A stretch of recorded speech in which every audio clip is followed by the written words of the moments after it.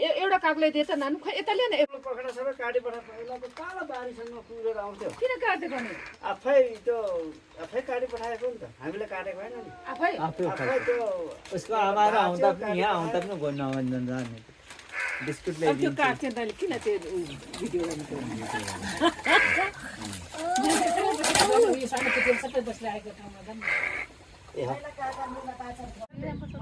काक काक